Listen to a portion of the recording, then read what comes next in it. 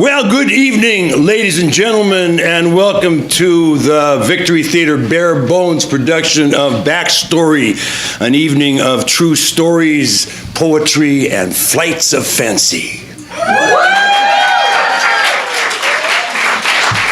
My name is Carl Weintraub. I'll be your host. Tonight's theme, Psycho. I wonder, how many people here can remember when and with whom you saw that movie for the first time? Right? And the rest of you are too young. You weren't out when some good stories, though? Some good stories behind that? 1960. It's an icon. But if you look at it today, it's kind of hokey. It doesn't really hold up as well as any of Hitchcock's other movies, in my opinion. But it was a groundbreaker. It was the first slasher movie.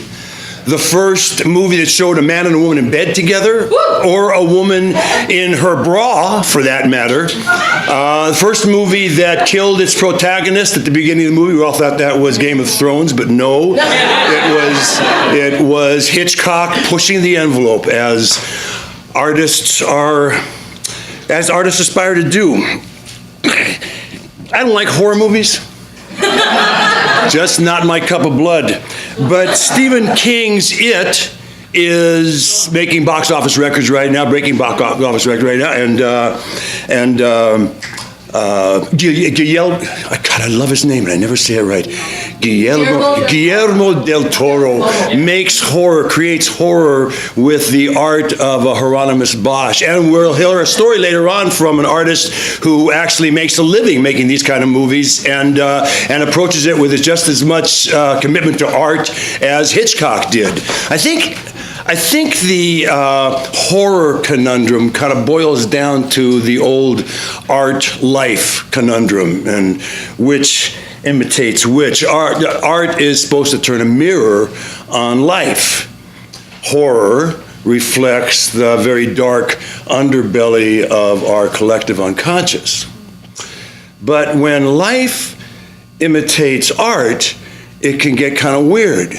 We saw a television show last year where a guy was amassing firearms in an upper story of a hotel building so that he could rain terror down on a crowd. And I hope nobody here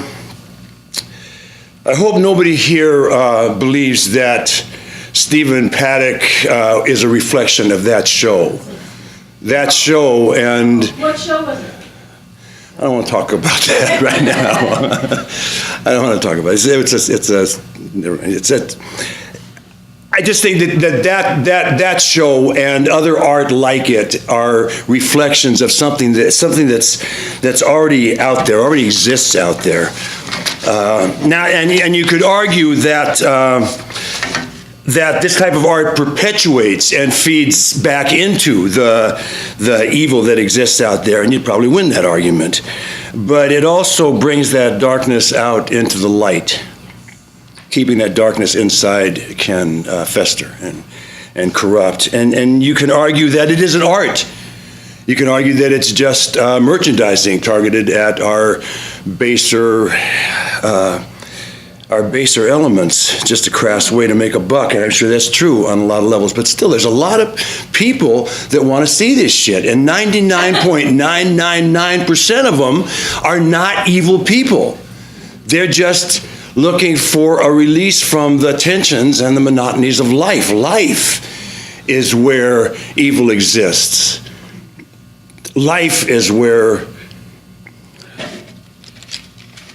Las Vegas exists.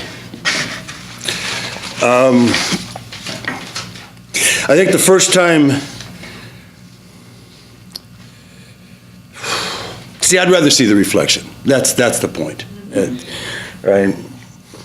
I think the first time I really heard the word psycho used in life was in reference to a worker at a juvenile facility I was working at as a social worker in upstate New York in the early 70s. This was a facility for kids who were taken out of their homes for their own protection. Saddest stories you can imagine. And this worker was so wonderful with these children and so great with the staff, full of wisdom and good humor and positivity. And the word was that he was molesting these kids on the side. But you couldn't prove it. And we social workers were sitting around one night and discussing whether he was a psycho or just a sociopath.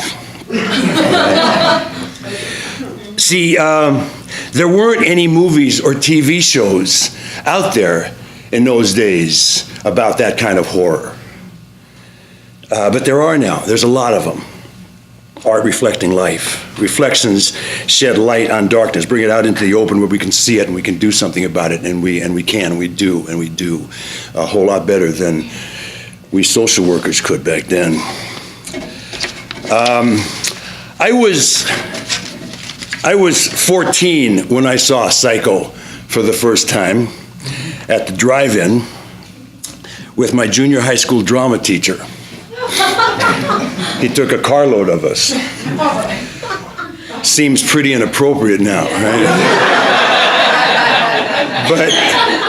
But that doesn't even begin to touch the inappropriateness that came out of this guy. He also introduced us to pornography, cigarettes, and we used to get shit-faced drunk out at his house, out in the suburbs, way out in the suburbs, way far from school, just boys, no girls.